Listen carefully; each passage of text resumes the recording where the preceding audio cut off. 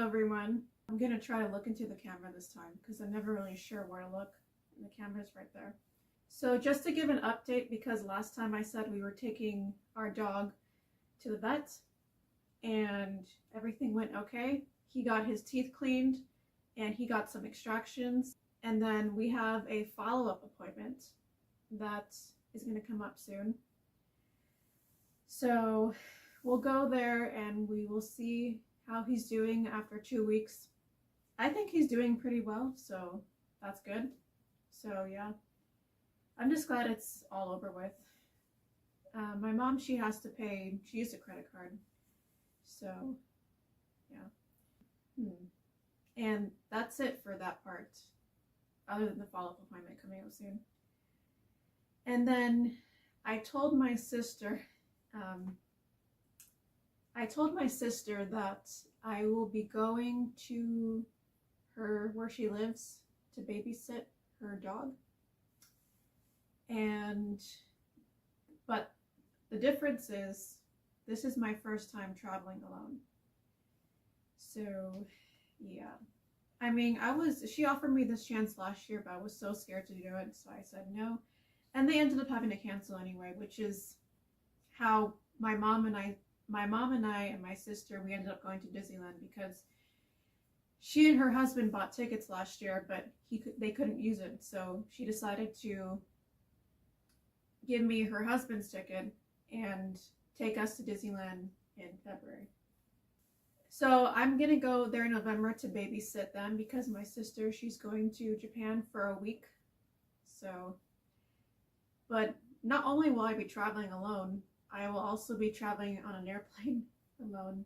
So, yeah, it's a little nerve-wracking. I've been on a plane a bunch of times. It's being out by myself without like my mom or my sister or someone I know with me, which is a little bit scary, but I'll try to. The only unfortunate thing is that, of course, I'm going to bring my camera, the one I'm using to film this, because it's my phone, the one that I use for talking and texting and stuff. But I don't think I'll be able to bring my tripod. I mean, I don't want to risk it, so I'm just going to leave it at home. So be prepared for that. My arm is going to hurt a lot if I try to vlog in her house, because she lives about 2 hours away by plane. So she lives in another state, so I have to fly all the way over there. So yeah, I think over the years, because I used to not be able to talk to people at all when I was little, I was just so scared. A lot of trauma reasons.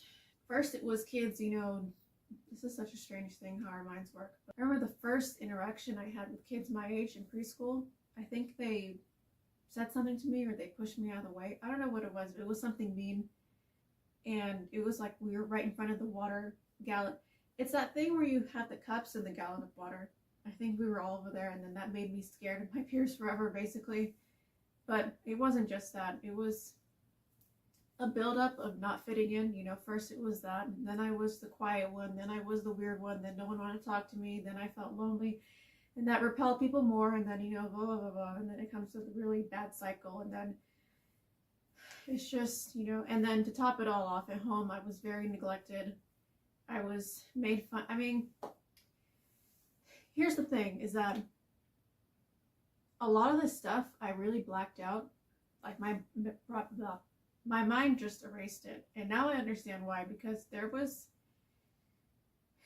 I couldn't figure out, like, why can't I talk to people? Why do I have such a problem, you know, like, even if kids are mean, you know, those are just kids, you know, they're very judgmental, but why couldn't I approach kids? Like, what was wrong with me? And then one of the things that didn't help, and was probably one of the reasons for that, is because I was watching a video from Thanksgiving, and it was being filmed. This is a home movie, and I think my sister was filming it, and it was just the four of us, and we were sitting at the table, and we were supposed to go all around the table saying what we were thankful for. And then it got to me, and I was so nervous to talk in front of them. And you think to yourself, I mean, this is your family. Why wouldn't you want to talk to them? I mean, strangers, of course, you don't know how they're going to react. But the fact that I was so scared to speak in front of them, I think that says a lot as to how I was treated. And then, my sister, she was like, oh, no. It was a strange thing because I think she was filming my father and then they switched. She gave the camera to him. Because at one point when I was supposed to be saying what I was thankful for and I was too scared to talk to them, I had a little bit of stage fright around them. That's what it was. She was like, I think I was not crying, but kind of like, like that kind of scared. And my sister was like, zoom in on her face. Explains a lot. It's like, no wonder I couldn't talk to people. I didn't feel safe at home. And, another topping in all of this is my father made me feel scared. My mom didn't bother. My sister was like, whatever. I mean, she understands that now, of course. But, it's really annoying when my mom's like, oh, I didn't treat you badly. I mean, sorry, Mom. Yes, you did. I mean, I know she knows better now, but all of this contributed to how I grew up. And then this turned from like an update to like a whole life story. Sorry. So it really affected me how I grew up. And then, like I said, I became a weird child. And then I was not a good looking child or a teenager at all. Like, I don't know why I've only been called like any version of attractive. Like, I can count it on the number of my hand.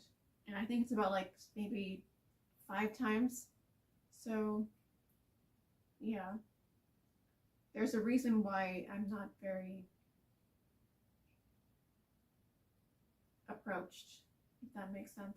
These boys in middle school, they expect to have model girlfriends, even though they're kids too, and they look like kids. Hypocrites. But anyway, in middle school, I did not look good. Like, you could not, like, see, the thing is that I look like an actual child. I mean, I think I still do, but like, I look like a child in middle school, which is how you're supposed to look. You're not supposed to be attractive as a child. Like, that to me is just so weird. That, you know what I mean? It's like, you should not look like a model adult in middle school. Like, I remember this one girl, I think this must have been like 7th or 8th grade. She was one of those, she looked like a popular student because she had long blonde hair, or it was light brown, I forgot which one it was. She looked slightly older for a 13-year-old. Like, she could pass for like a 16-year-old. And she was very pretty from what I remember.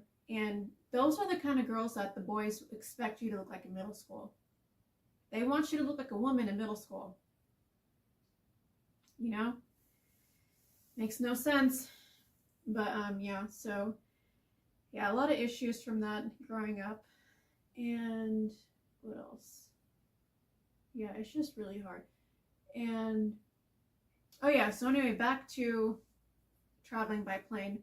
So I used to have trouble talking during that time, and, you know, I didn't grow up secure, so that's why. And all the friends that I made back then, actually, in fact, all the friends I've ever made so far in my life, it's because people approached me. And yeah, I mean, of course I'm gonna want to be friends with someone who approaches me, because, you know, it's hard being the weird one, because, you know, people, they avoid you and you just want anyone to talk to you because you're lonely.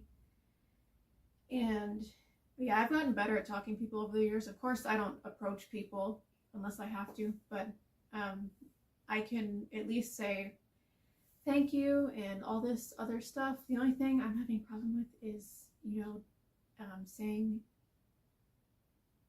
excuse me. It just feels so strange to say it, because I feel like if I say excuse me, it feels like I'm intruding on someone's space. Like, I still have this thing inside of me that says, like, I don't have a right to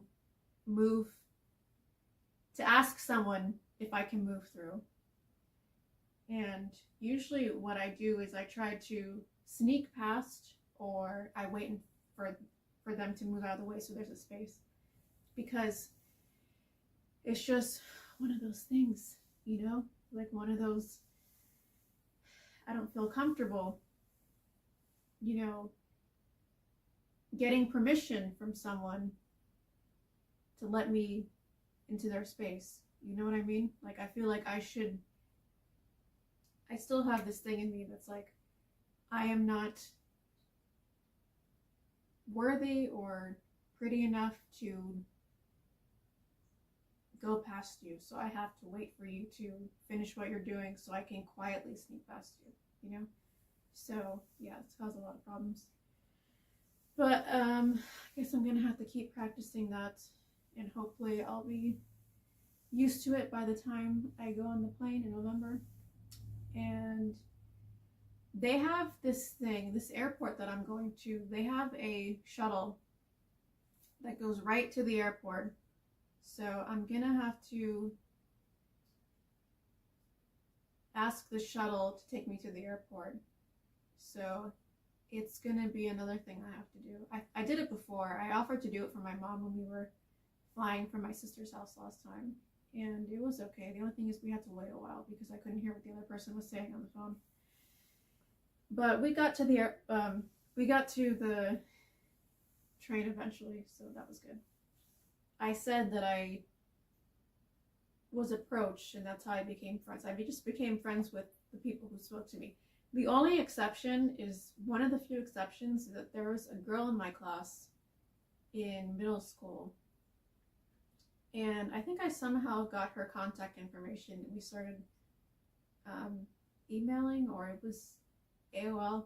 If anyone remembers that.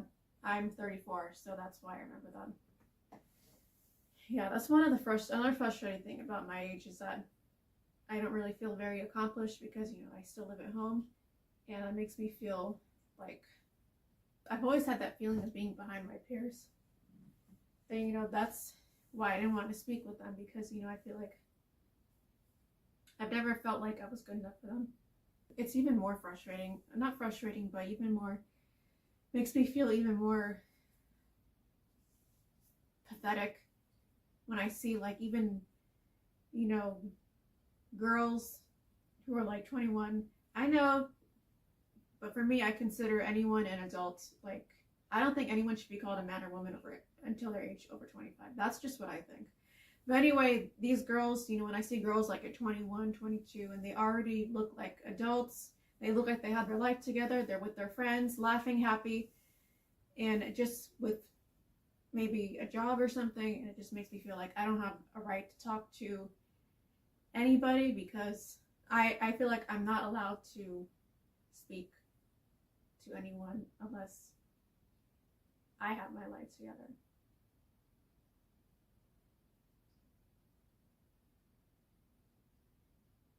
So yeah, I've never made my own friends before. Another pathetic thing about me. I tried that girl in middle school, and then it's kind of unfortunate. We kind of drifted apart.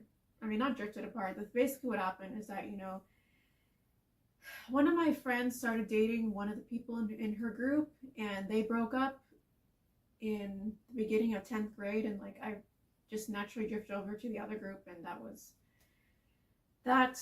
And I think it was just kind of awkward to be around them after they broke up. So I don't know, it was just a weird thing, but we're really good friends now. So, and I don't know what happened to the other girl, but I hope she's doing okay. But yeah, and her name is I'm not gonna say her name obviously, but it's the name of a Disney princess, and there's a lot of them, so have fun with that. So yeah, and yeah, so I've never made friends on my own. I think I just, you know, feel like I should not be talking to people until I'm basically perfect. Because like I said, you have, you know, 21-year-old girls who make me feel and look like a child, like a clueless child who doesn't know anything. Because I remember, I don't know if this lady, I think she's a relative of mine. Yeah, I think on my father's side. she has these two kids, and we used to visit them sometimes out in LA. We would travel all the way over there just to visit them. And I remember, we would just, stay in the house while the adults would talk about stuff. And I didn't really bond with them. We just sort of sat in the same room together. I guess we were just watching TV. And then a few years later, I forgot, I think this might have been in high school or early college, I forgot when, but we went to go visit them again. And the girl, of course, she's like, I think she was getting ready to go to college or something. I don't know when she was born, but I think she's just a few years younger than me, maybe 95 or 96. I need to ask my mom. But anyway, she was there and she was like, oh, do you need something? She was very nice, but the thing is, like, it made me feel so stupid because I felt like such a scared child around someone competent and friendly, And I don't know, I say this word a lot, but it just makes me feel so pathetic.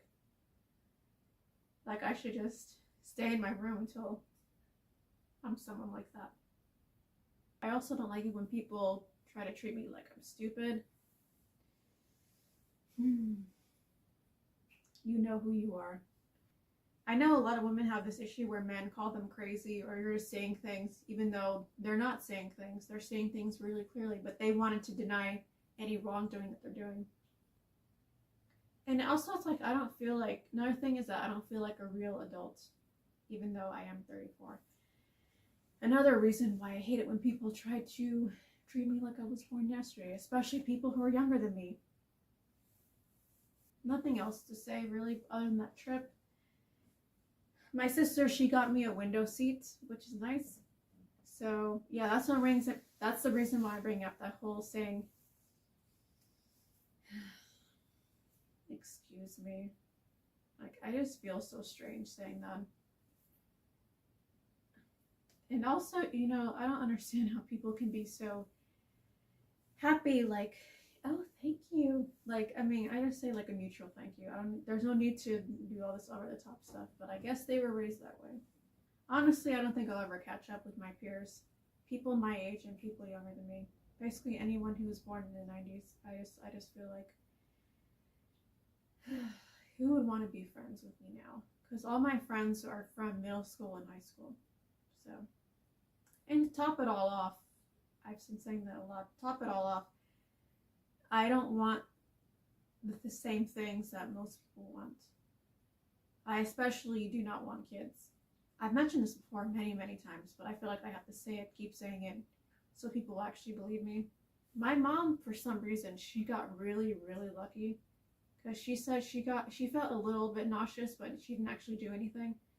And she said it was mostly smooth sailing for both pregnancies with me and my sister. But like I said, she's not me. So I don't know how my body would react to that. Not to mention the childbirth and, finding a worthy dad for these children. So far, I haven't seen any man who's capable of doing that. Not that I've been looking, but I just feel like you have to be someone really amazing. But at the same time, like I said, I do not want kids. In this context, I would want to be an amazing guy, but one who's more like a dog or cat dad, So, yeah, I don't need a clueless idiot in my life. But also at the same time, I'm not like desperate for a relationship. I'm so skeptical of people, of men. I'm just like, why should I waste my energy on you? Something I really, really don't like is people who are too passive. They're like, oh, well, things just happen. If everyone just said things just happen, we wouldn't have phones. We wouldn't have medical intervention. We wouldn't have planes. We wouldn't have people fighting to get laws reversed, things overturned. If people were just go with the flow, let things happen, nothing would get done, And sometimes I can be a victim to this too, because I'm like, sometimes I just don't want to do anything, but then I have to do something. Like, for example, my father has a really stupid habit of leaving cups in the sink. These tall glass cups. And of course, that's a hazard. They could fall over and break. So what I do is I put them on the counter or I wash them right away because he's not going to do anything. And sometimes you just really have to do stuff because no one else will, because people are lazy or they just don't care how their actions will affect other people. Like I remember my friend, we went because she dropped me off. We spent that whole day together for my dog's appointment. So she, for the most part, we both went to a lot of places that day. It took like almost the whole day. I mean, I think I saw online that actually the whole procedure doesn't take any more than 3 hours, but because of the anesthesia, they have to stay with the dogs or the cats or whatever animal it is having the procedure. They have to stay with them to let the anesthesia fade away from their body because, you know, they have a tube in their mouth that goes all the way to their throat. And of course, the owners can't just pull it out. They have to, the vets, the nurses, they know when to pull it out. So I assume that's what they did to him. We were at a store and then we walked out.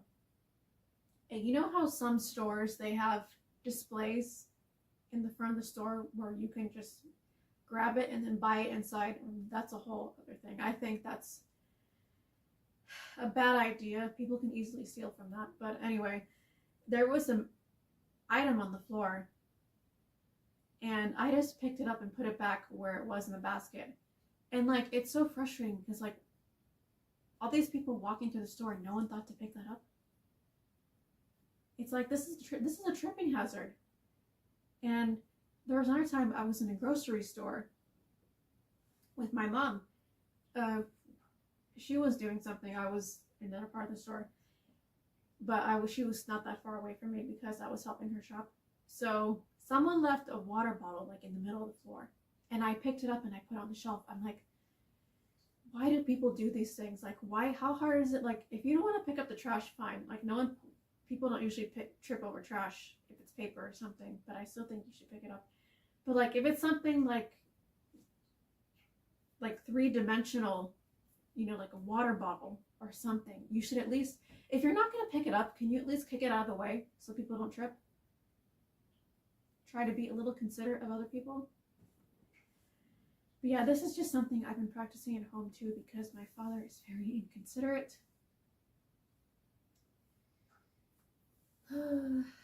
My pet peeve, passive people, inconsiderate people.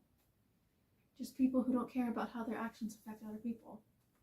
Like, I'm not saying we have to be on the lookout for everyone all the time. And like, sometimes it's okay to be a little selfish, but at least, at the very least, don't leave stuff where someone can trip. You know, that's like the bare minimum.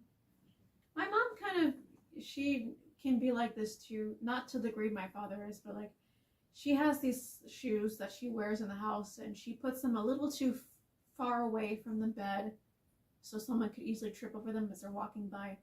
So I always tell her, I always kick her shoes out of the way and I have to remind her constantly. So it's like one of those things. But I think my father's a lot worse. Like, you can tell he's like, he just doesn't care.